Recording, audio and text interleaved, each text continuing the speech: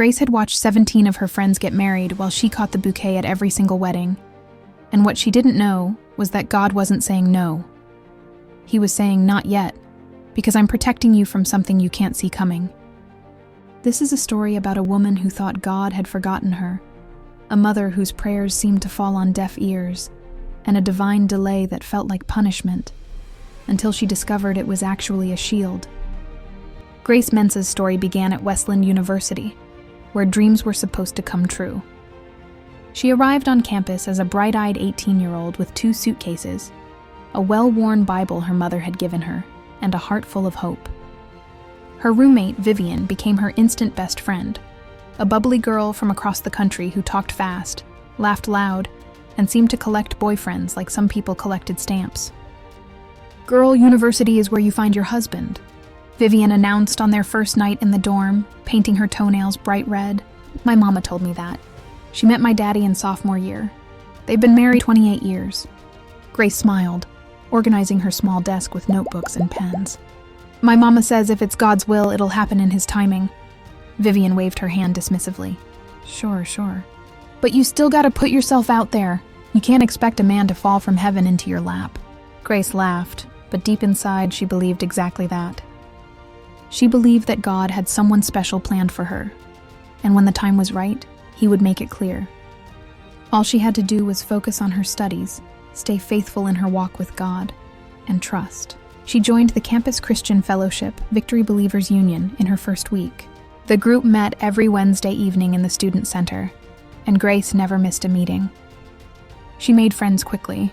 Samuel, a gentle theology major who led worship, Gloria, a passionate prayer leader, and Joseph, the group president who always had a word of encouragement. By the end of first semester, Vivian had dated 3 different guys. By the end of freshman year, she was in a serious relationship with a senior named Marcus. Grace had been on exactly 0 dates. "Don't you ever feel lonely?" Vivian asked one night as they studied for finals. She was curled up on her bed, texting Marcus between review questions. "I mean, you're gorgeous, Grace. Guys notice you, I see them looking, but you never give anyone a chance." Grace looked up from her biology textbook. "I'm just focused on school right now, and I'm trusting God's timing. But what if God's timing is now, and you're just not paying attention?" Vivian countered, her eyes kind but curious. That question lodged itself in Grace's heart like a splinter. What if Vivian was right? What if she was so busy waiting for some dramatic sign from heaven that she was missing what God had already placed in front of her? Sophomore year arrived with new possibilities. At the first Victory Believers meeting of the semester, there was a new face, Victor Thompson, a transfer student from another university. He was tall, well-spoken, and had a Bible so marked up with notes and highlights that it looked like it had survived a war. "Victor's joining our leadership team," Joseph announced. He led the Christian fellowship at his previous school, and we're blessed to have him. After the meeting, Victor approached Grace. "You're Grace, right? I've heard Joseph mention you. He says you have a real heart for prayer." Grace felt herself blush. "I try. Prayer is important." "It's everything," Victor agreed, his eyes intense. "Without it, we're just going through motions. I'd love to hear more about your prayer life sometime. Maybe over coffee?" Her heart skipped. Was this it? Was this God's timing? They had coffee that week, and the next week. Victor was everything Grace had prayed for: faithful, serious about God, respectful. He talked about his dreams of becoming a pastor, about his desire to serve God wholeheartedly, about wanting a wife who would partner with him in ministry. For 6 weeks, Grace felt like she was floating.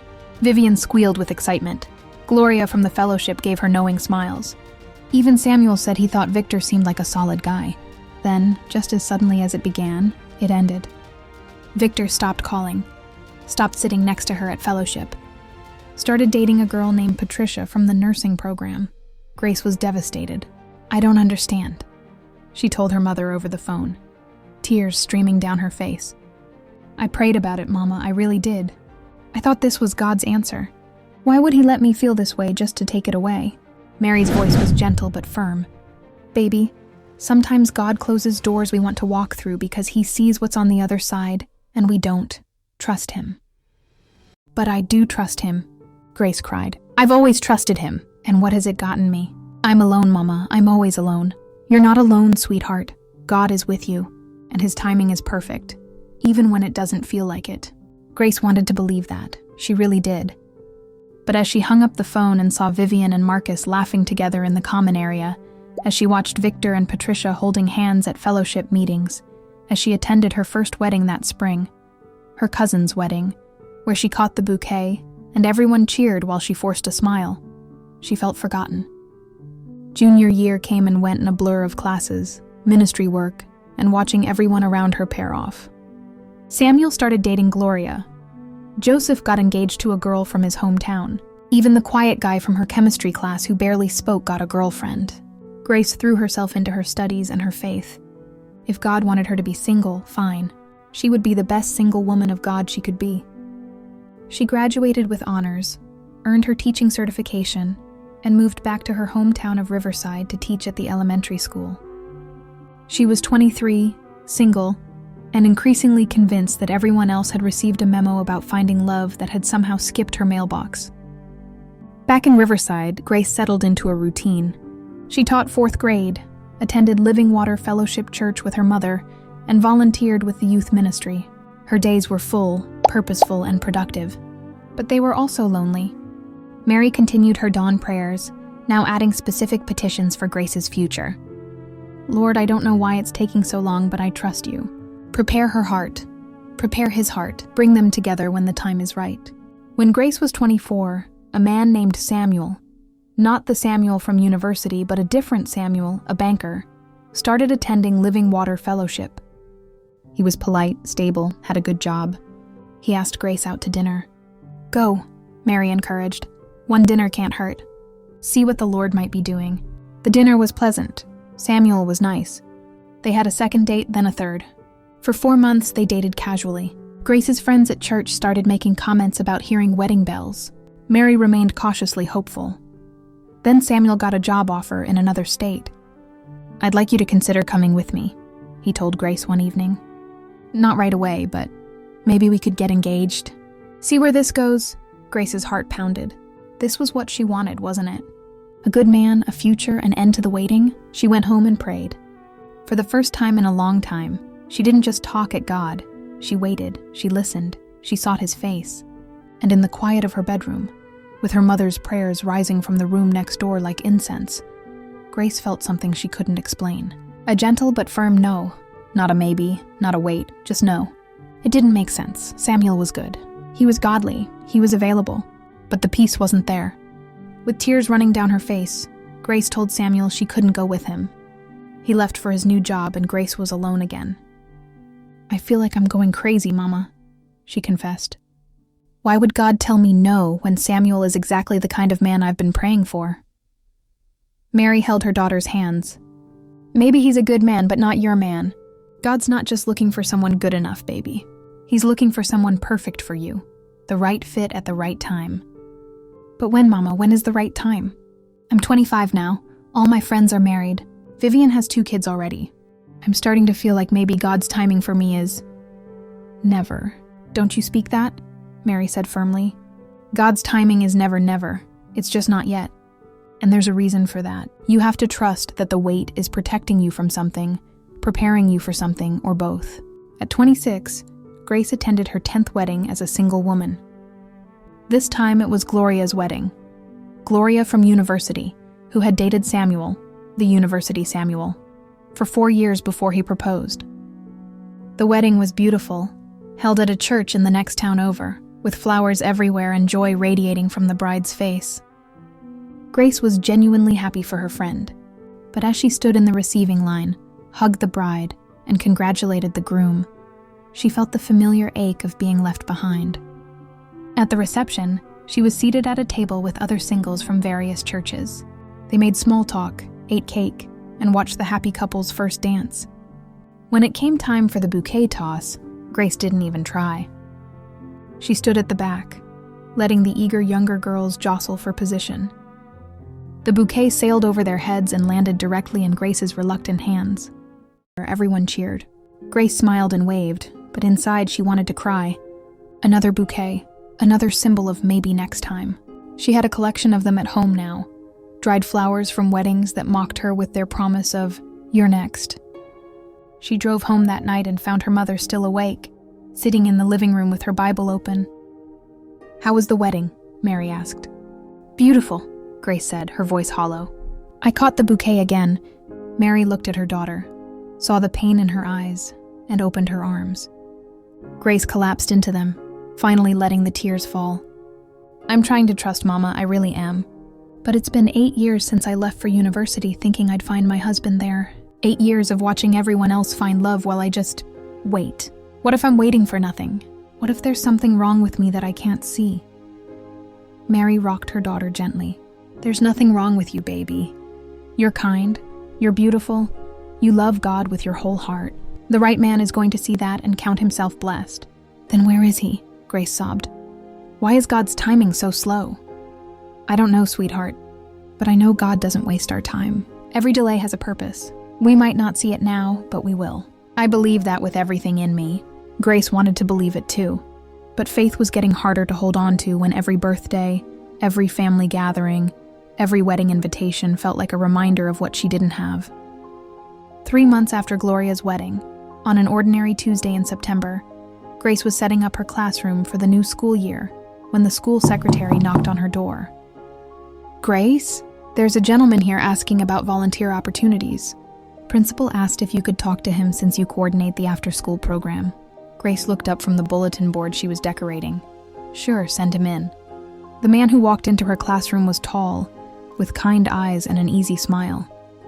He wore jeans and a simple button-down shirt, and carried himself with a quiet confidence. "Hi, I'm Joseph Nkrumah," he said, extending his hand.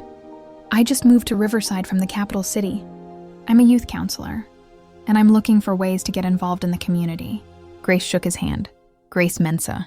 I teach 4th grade and run our after-school mentoring program. We're always looking for volunteers, especially men who can be positive role models." They talked for 20 minutes about the program, about his experience working with youth, about his recent move to Riverside. He was easy to talk to, refreshingly genuine, and clearly passionate about helping kids. "I'd love to volunteer," Joseph said as their conversation wound down. "When can I start?" "Next week, when school starts.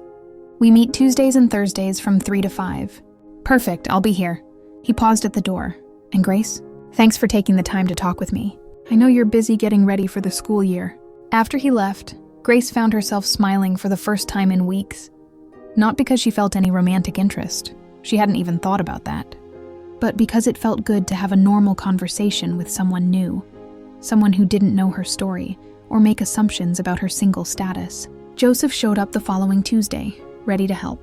He was patient with the kids, creative in his approach, and had a gift for connecting with the ones who struggled most. The children loved him. The other teachers noticed. And Grace found herself looking forward to Tuesdays and Thursdays more than usual. "He's a good man," Mary observed when Grace mentioned Joseph at dinner one evening. She kept her voice carefully neutral, having learned not to push. "He is," Grace agreed. "The kids really respond to him." "And he's single?" "Mama." Grace gave her mother a warning look. Mary raised her hands in surrender. "I'm just asking. Can't a mother be curious?" "He's my coworker, that's all." But as the weeks passed, Joseph became more than just a coworker. He became a friend. They had coffee together to discuss the program. He started attending Living Water Fellowship and joined the youth ministry team. He and Grace discovered they shared the same taste in books, the same heart for service, the same deep desire to make a difference in young people's lives. And Grace noticed that for the first time in years, she wasn't thinking about being single. She wasn't focused on what she didn't have. She was simply living, enjoying friendship, doing work she loved. Then, one Thursday in November, as they were cleaning up after the mentoring session, Joseph said something that changed everything. "I need to tell you something, Grace." She looked up from the art supplies she was organizing, saw the serious expression on his face, and felt her stomach tighten. "Okay. I'm going back to the capital city in January." Her heart sank, though she tried not to show it. "Oh, that's great. Did you get a job offer?" "Actually, yes. A better position, more opportunities." He paused. "But that's not what I need to tell you." Grace waited, not trusting herself to speak. "I came to Riverside to get away from something." Joseph continued, his voice quiet. A broken engagement. Her name was Patricia. We dated for 3 years, got engaged, started planning the wedding, and then I discovered she'd been unfaithful, multiple times, with multiple people. Grace's hand flew to her mouth. Joseph, I'm so sorry. I was devastated, angry at her, angry at God, angry at myself for not seeing the signs. I moved here to heal, to figure out who I was outside of that relationship. And this time here, it's been exactly what I needed. I'm glad, Grace said softly. You deserve healing. So do you. She looked at him, startled. What do you mean? Joseph smiled gently. Grace, I see the way you sometimes look at couples at church. The way you got quiet when Samuel got married last month. The way you work so hard to show everyone you're fine being single. You're healing from something too. Maybe not a broken relationship, but from the wound of waiting. Tears pricked Grace's eyes. No one had ever put it into words like that before. Here's what I need to tell you, Joseph said. I'm falling in love with you. And it terrifies me because I swore I wouldn't let myself feel this way again so soon. But I can't help it. You're everything I didn't know I was looking for. Kind, faithful, genuine, patient with me as I've healed. But I'm leaving in January, and I won't ask you to wait for me or uproot your life. I needed you to know. Grace stood frozen, her mind racing. This was what she'd wanted for so long. Someone to see her, to choose her, to love her. And now that it was happening, all she could feel was fear. I don't know what to say, she whispered. You don't have to say anything tonight, Joseph said. Just think about it, pray about it. I'm not going anywhere for 2 more months. That night, Grace couldn't sleep. She paced her room, sat with her Bible, tried to pray, but the words wouldn't come. Finally, she went to her mother's room and knocked softly. Mary was already awake, as if she'd been expecting this. Come in, baby.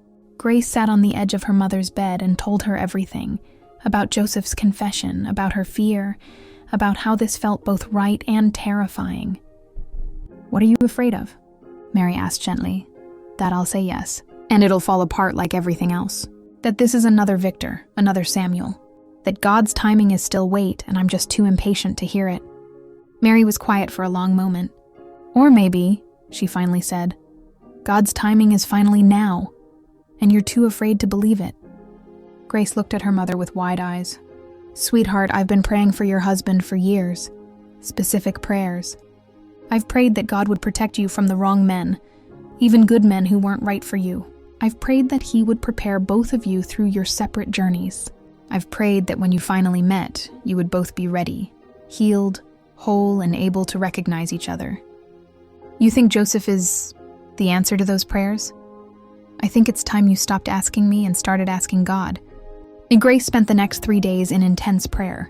Not the surface prayers she'd prayed before, but deep, honest, soul-searching prayer. She told God about her fears, her disappointments, her struggle to trust his timing.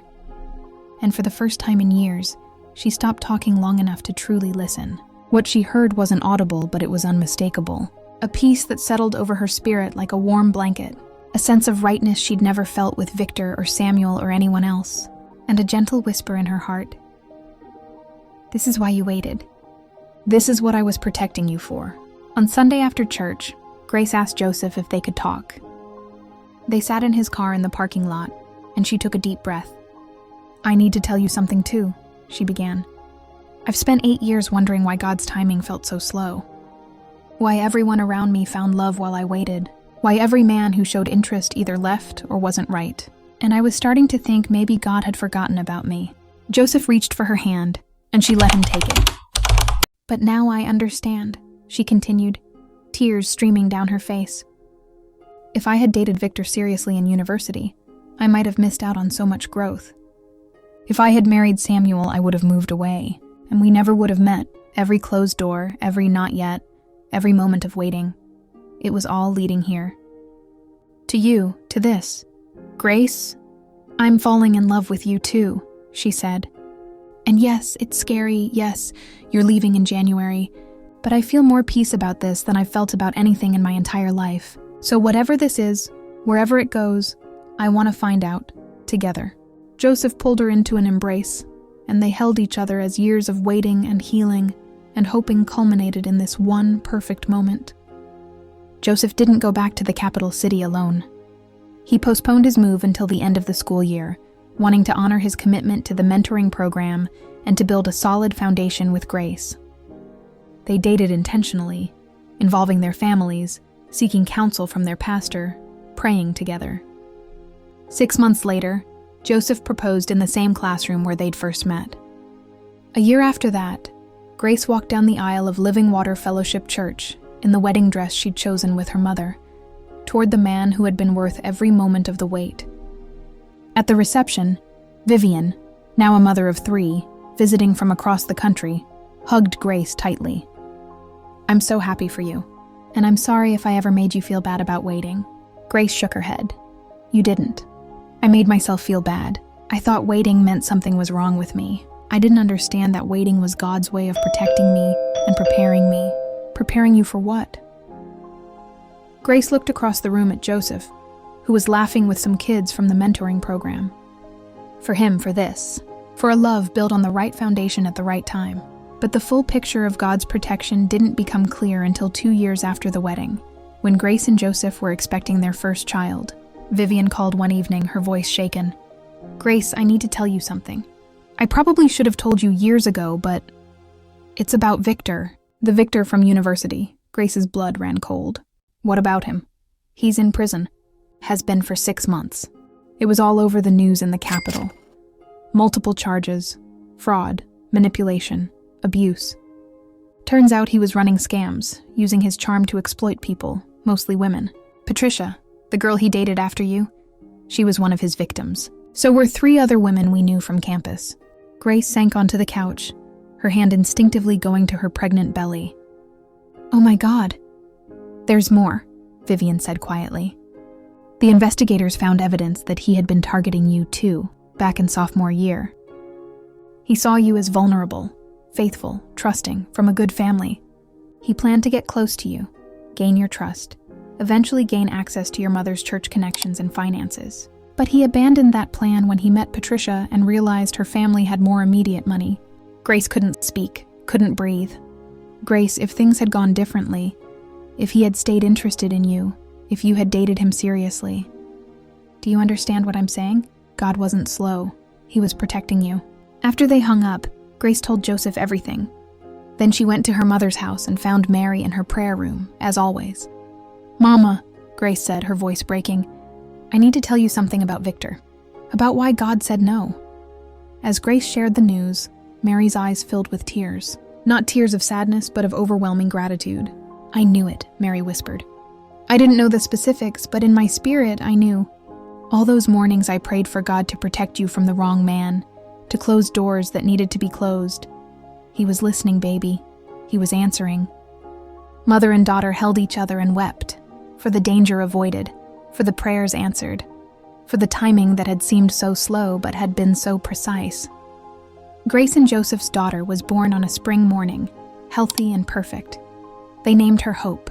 On Hope's dedication day at church, Pastor Samuel, yes, the same Samuel from university, who was now their pastor, asked Grace to share her testimony. She stood before the congregation, holding her baby daughter, her husband beside her, and told her story. "For 8 years I thought God was slow," she said. "I thought he had forgotten me. I watched everyone around me find love while I waited and wondered what was wrong with me. I caught 17 bouquets at 17 weddings. I prayed and cried and begged God to hurry up." She paused, looking down at Hope's tiny face. "But God wasn't slow. He was strategic. Every closed door was protecting me from something I couldn't see.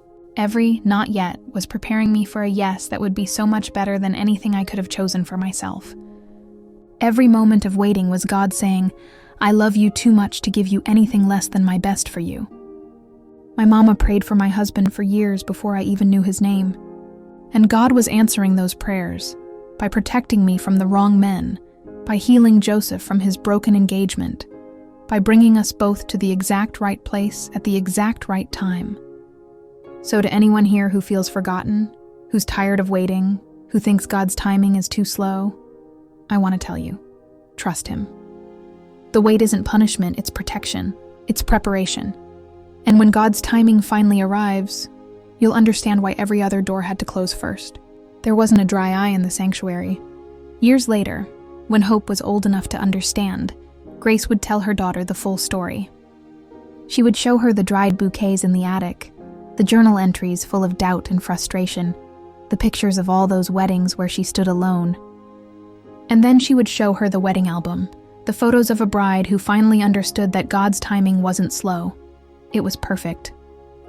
"Remember this, Hope," Grace would say. "When God makes you wait, He's not withholding good things from you. He's protecting you from wrong things and preparing you for the right things. His timing might feel slow, but it's always saving you from something and saving you for something." Hope would nod, though she wouldn't fully understand until she faced her own seasons of waiting. But she would remember her mother's words. She would remember that God's timing felt slow, but it was saving her. Just like it saved Grace, just like it saves all of us who trust Him enough to wait. 15 years later, Hope Nkrumah was 21 years old when she found herself sitting in her mother's kitchen, tears streaming down her face, asking the same question her mother had asked 2 decades before. "Mama, why is God's timing so slow?" Grace looked up from the vegetables she was chopping for dinner and saw her daughter, beautiful, faithful, heartbroken, and felt like she was looking into a mirror from the past. Hope had just returned from her university graduation, where she'd watched her longtime boyfriend, Daniel, propose to her roommate. They'd been dating for 3 years, and Hope had been certain he was the one. Until he wasn't. "Tell me the story again," Hope said, wiping her eyes. "Tell me how you waited. Tell me it's going to be okay." Grace dried her hands and sat across from her daughter. "I've told you that story 100 times, sweetheart. I need to hear it again, because right now, I feel like God has forgotten me, just like you felt." Grace reached across the table and took her daughter's hands. "Then let me tell you the part of the story I've never told you before. The part about what happened after your father and I got married." Hope looked up, surprised. "What do you mean?" "You know how your father postponed moving to the capital city to stay in Riverside with me?" Hope nodded. "What you don't know is what happened 3 months after we got married. Your father's former employer in the capital, the one who had offered him that job, was shut down by the government. Massive corruption scandal. Everyone who worked there was investigated. Some went to prison.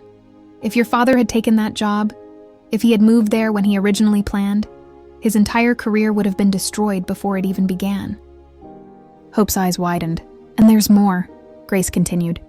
"Remember how I told you about Samuel? The banker I dated before your father? The one who wanted you to move away with him?" "Yes." "Well, 2 years after we broke up, Samuel's bank collapsed. He lost everything, his job, his savings, his reputation.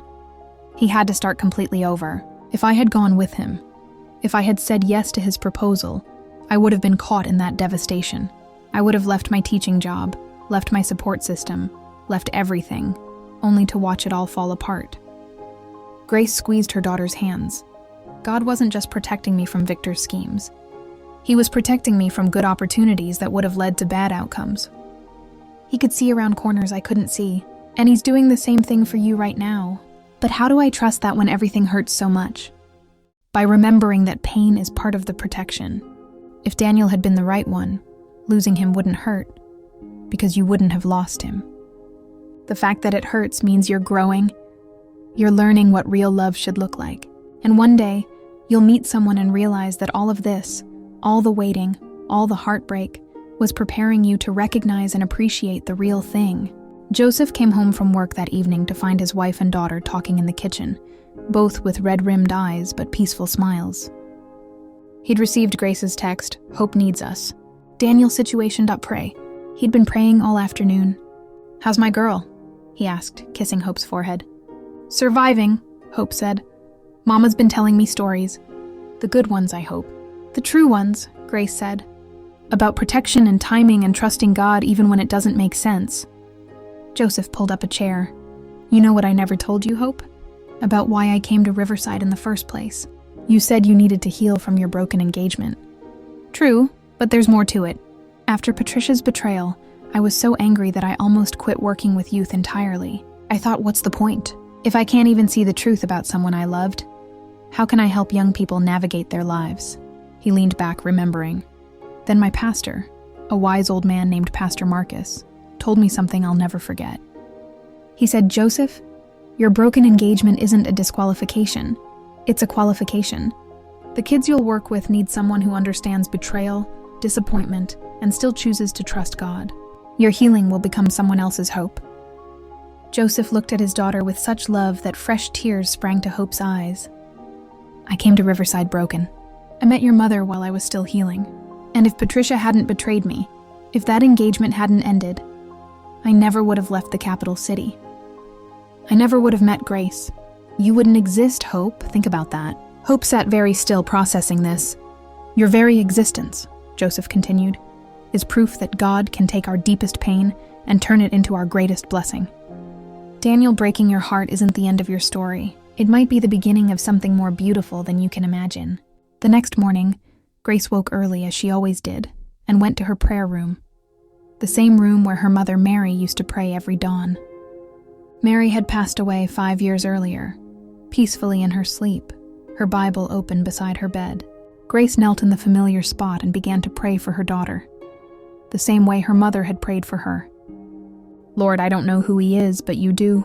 Protect her, prepare him, and in your perfect timing, bring them together." She smiled, hearing her mother's words in her own voice.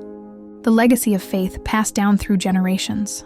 As she prayed, Grace thought about the mentoring program she and Joseph still ran, now expanded to 3 schools across the county. Hundreds of young people had come through their program over the years. Some had gone to university, some had started businesses, some had found faith for the first time. And one of them, a quiet boy named David, who had been in their very first group 15 years ago, was now a youth counselor himself, recently returned to Riverside after finishing his graduate studies. Grace had noticed how David's eyes followed Hope whenever she helped with the program, had noticed how Hope lit up when she talked to him. But she said nothing, knowing that some seeds need time to grow in secret before they break through the soil. God's timing, she thought. Always perfect, never early, never late. 6 months passed. Hope threw herself into her new job as a social worker, helping families in crisis. She volunteered with her parents' mentoring program, finding healing in service, and slowly, almost imperceptibly, she began to laugh again. David was there through it all, a steady presence, a good friend, someone who listened more than he spoke and noticed the small things. One Tuesday evening after the mentoring session, Hope and David stayed late to organize supplies. They worked in comfortable silence until David said, "Can I tell you something?" "Of course." "I've been in love with you since I was 16 years old." Hope's hand stilled on the art supplies she was sorting. "What?" David smiled, his eyes warm. "You probably don't remember, but you were the first person who was kind to me when I joined your parents' program. I was angry, broken, heading down a bad path. Your parents saw something in me worth saving. But you saw me. Not the angry kid or the problem child. Just me. David, I'm not telling you this to pressure you," he interrupted gently. "I know you're healing from Daniel. I know the timing might not be right. I've waited this long. I can wait longer, however long it takes." Hope felt something shift in her chest. A recognition, deep and true. "What if you don't have to wait?" David looked at her, hope flickering in his eyes. "What if," Hope said slowly, "God's timing has been preparing us both for this exact moment? You needed to grow up, finish school, become who you are now. I needed to let go of Daniel, learn what I really want, understand what real love looks like. And now, David breathed, "Now I think I'm ready to find out what we could be, together." When Hope brought David home for dinner the following week, Joseph and Grace exchanged a look across the table that spoke volumes. This was the one. They both knew it. After dinner, while Hope and David washed dishes together, laughing and bumping shoulders, Grace pulled out her phone and showed Joseph a photo. It was from 15 years ago, the first day of their mentoring program. A young David stood between Joseph and Grace, his arms around both of them, a hesitant smile on his face. And there in the background, barely visible, was 10-year-old Hope, watching them. "God was writing this story before we even knew there was a story to write," Grace whispered. Joseph kissed her forehead. He always is. David and Hope got married 2 years later in the same church where Grace and Joseph had married. It was a beautiful ceremony, full of joy and the kind of peace that comes from knowing you're exactly where you're supposed to be. At the reception, Hope asked her mother to share a testimony. Grace stood, looked around the room at all the faces. Friends from university, colleagues from school, youth from the mentoring program, family members spanning 3 generations, and felt overwhelmed with gratitude. "My mother once told me that God's timing isn't slow, it's strategic," Grace began. "Today, standing here watching my daughter marry a man we've known since he was 16, I understand that truth in a whole new way." She looked at David, who was holding Hope's hand like it was the most precious thing in the world. "David, when you came into our program all those years ago, we thought we were mentoring you. We didn't know God was preparing you for our daughter. We didn't know that the scared teenager we were investing in would one day become the man who would treasure our most precious gift." David's eyes glistened with tears. "And Hope," Grace turned to her daughter, "when Daniel broke your heart, you thought God was slow to answer your prayers. But God was protecting you, preparing you, positioning you to recognize the real thing when it finally arrived. If Daniel had been the one, you never would have been free to discover what you and David could become." Grace raised her glass. "To God's perfect timing. May we all learn to trust it, even when it feels slow. Because it's never slow. It's always saving us for something better than we could imagine." The room erupted in applause and amens. That night, as Grace and Joseph drove home under a canopy of stars, Grace's phone buzzed with a message from Vivian, who couldn't attend the wedding but had watched via video call. "Remember when we were 18 and I told you that university was where you find your husband? I was wrong. University was where God was preparing you to recognize your husband when the time was right. And now Hope has found hers in the most beautiful, full-circle way. God is so good, Grace. His timing is so perfect." Grace showed the message to Joseph, and they both smiled. "You know what I realized today?" Joseph said as they pulled into their driveway. "Every person who told you not yet was actually God saying, 'I have something better.' Every closed door was Him directing you to the right open one. Every moment you thought He was slow, He was actually working faster than you could see, arranging pieces, moving people, preparing hearts." Grace leaned her head on her husband's shoulder. "I spent so many years thinking God had forgotten me, but He was thinking about me the whole time, planning, protecting, preparing. Not just my story, but Hope's story too, and probably her children's stories in ways we can't even imagine yet." They sat in the car for a moment, watching the stars, thinking about the intricate tapestry of God's timing, threads woven through years and generations, creating a picture more beautiful than any of them could have planned. "Thank you for waiting with me," Grace said softly. "Thank you for being worth the wait," Joseph replied. And in that moment, Grace understood the full truth of her story. God's timing hadn't just felt slow. It had felt impossible, frustrating, endless. But it had been saving her. From wrong relationships, from bad opportunities, from settling for less than his best. It had been saving her for Joseph, for Hope, for this life full of purpose and love and generational blessing.